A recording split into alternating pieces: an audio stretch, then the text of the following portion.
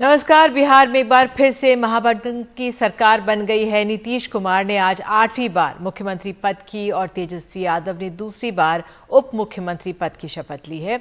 तो कल ही नीतीश कुमार बीजेपी से अपना नाता तोड़कर आरजेडी के साथ हो गए।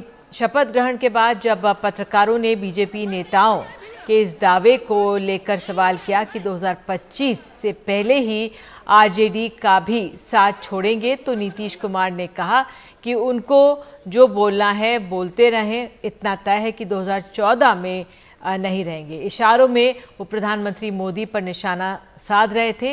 नीतीश ने प्रधानमंत्री पद की दावेदारी से इनकार करते हुए कहा कि जो 2014 में आए हैं 2024 में नहीं रहे, इसके लिए हमें काम करना है। तो आइए सुन लेते हैं नीतीश कुमार को क्या क्या उन्होंने कहा है। तो शपथ ग्रहण में पूर्व मुख्यमंत्री राबड़ी देवी ने कहा है कि बिहार की जनता के लिए अच्छा हुआ है। बीजेपी का नहीं है कि यहाँ भी 2025 तक नहीं रहेंगे।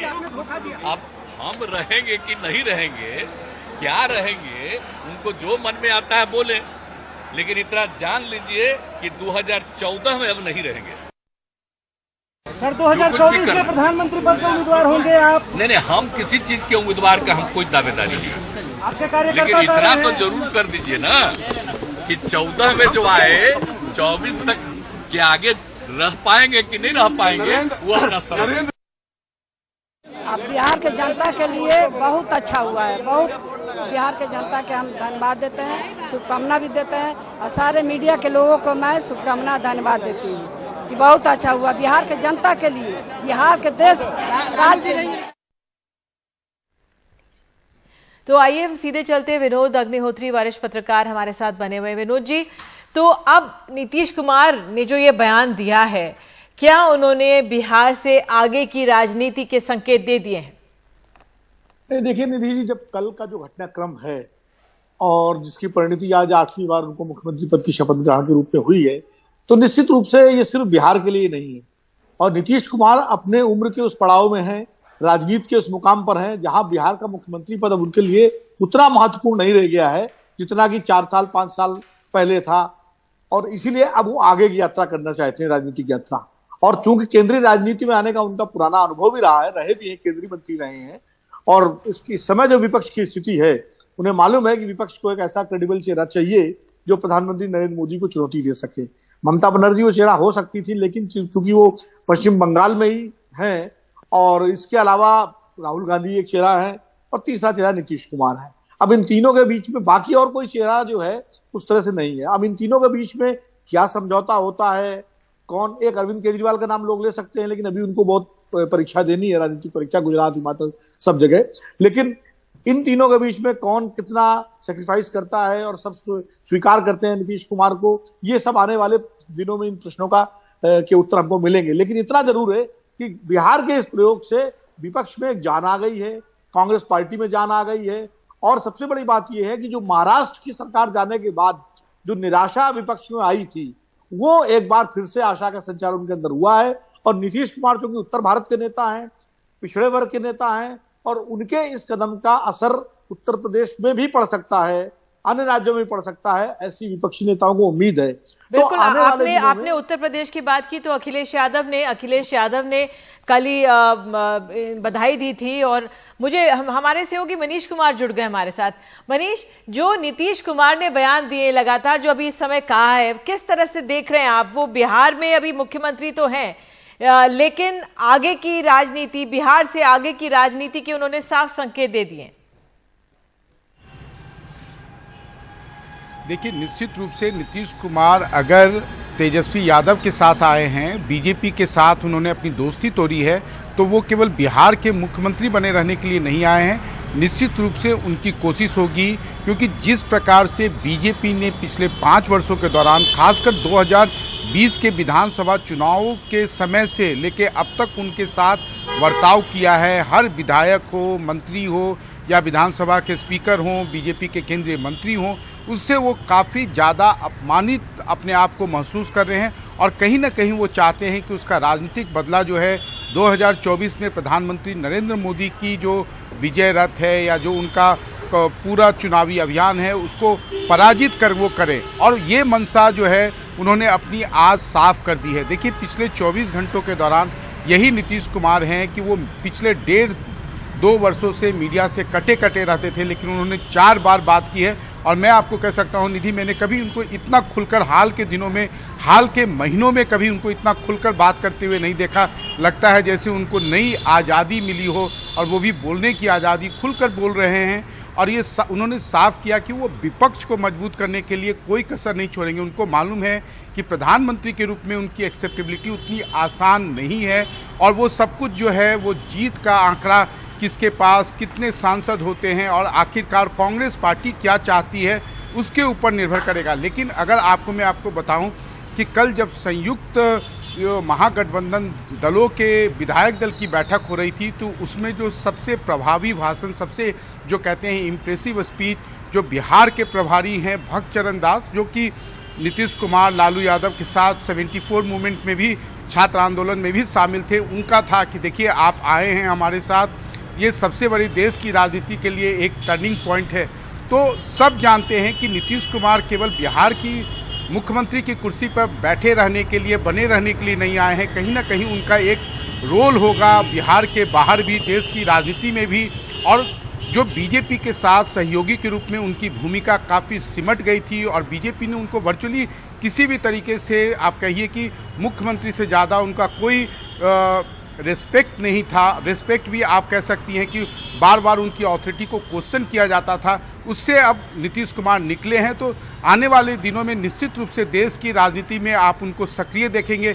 लेकिन हाँ, ये बात उनको कोई गलतफहमी नहीं है कि वो ऑटोमेटिक प्रधानमंत्री पद के उम्मीदवार हो जाएंगे, या 2024 का चुनाव नरेंद्र मोदी बनाम नीतीश कुमार होगा। वो सब उनको अपनी राजनीतिक औकात का या हैसियत का उनको अंदाजा है। बिल्कुल मनीष आप हमारे साथ बने रहिए। ये सवाल क्योंकि एचडी देवेगौड़ा ने कल ही, जैसे अखिलेश बता रहे थे, कहा, सुझाव दिया कि भाई जो समाजवादी परिवार है उसको एकजुट हो जाना चाहिए।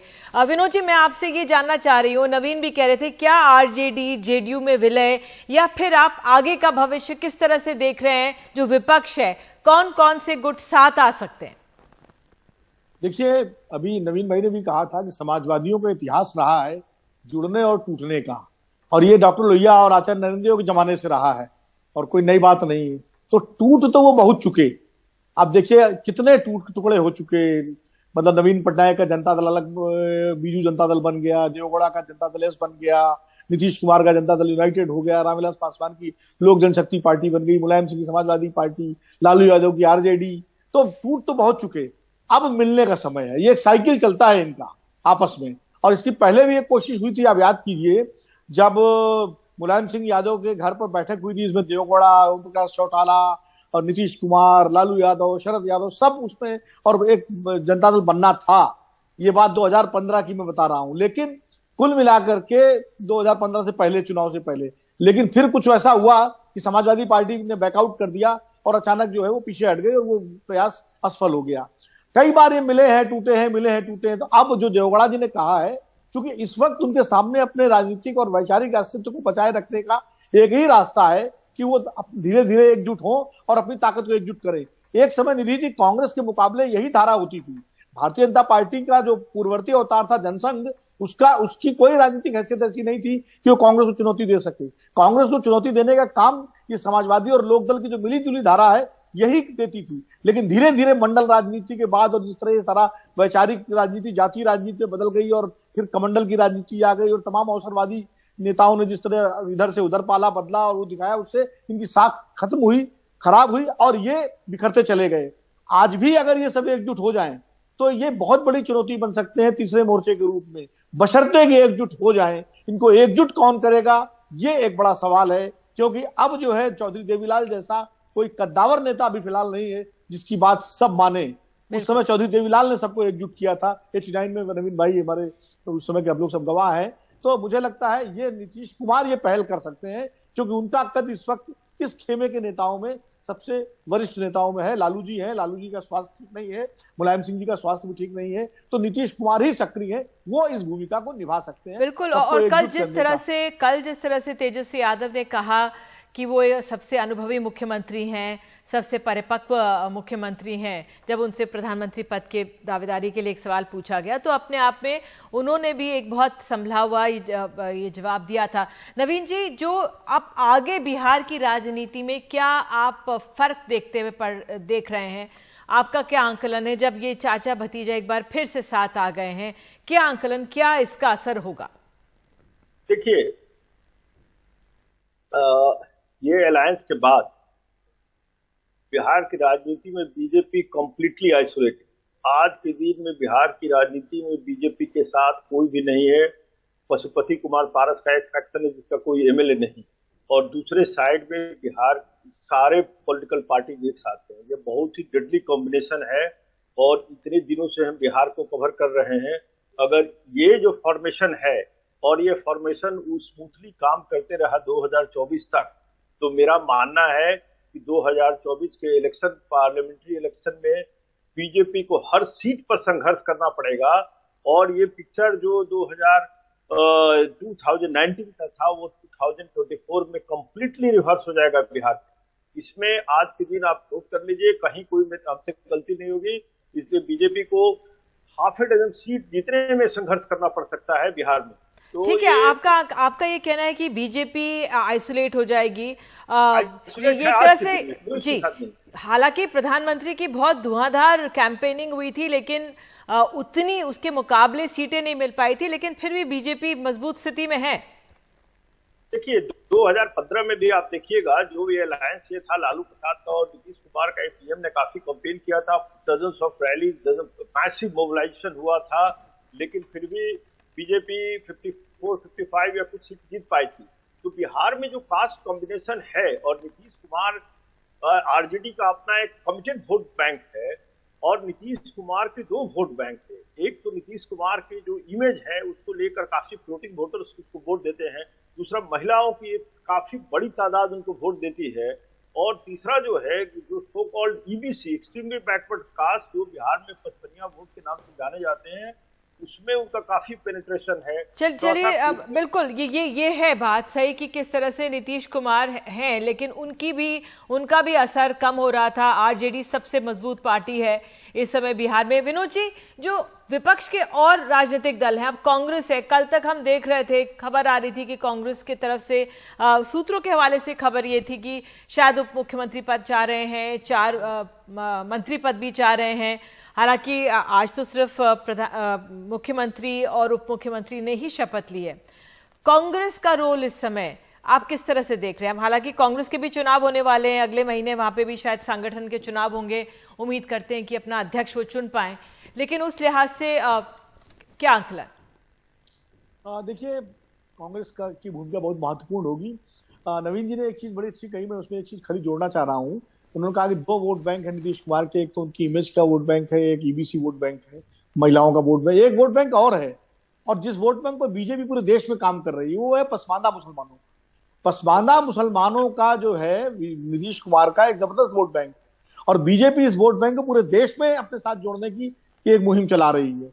नीतीश कुमार के बीजेपी से अलग होने से उसकी इस योजना पर भी असर पड़ेगा, क्योंकि पसमानदा मुसलमानों ने जो बिहार में आरक्षण दिया और जो काम किया नीतीश कुमार ने, उसका असर जब नीतीश कुमार निकलेंगे कैंपेन में तो पूरे देश में होगा, और उससे भी बीजेपी की योजना पर जो है असर पड़ सकता है। जहां तक कांग्रेस की भूमिका की बात है, तो कांग्रेस की भूमिका जो है बहुत महत्वपूर्ण होगी।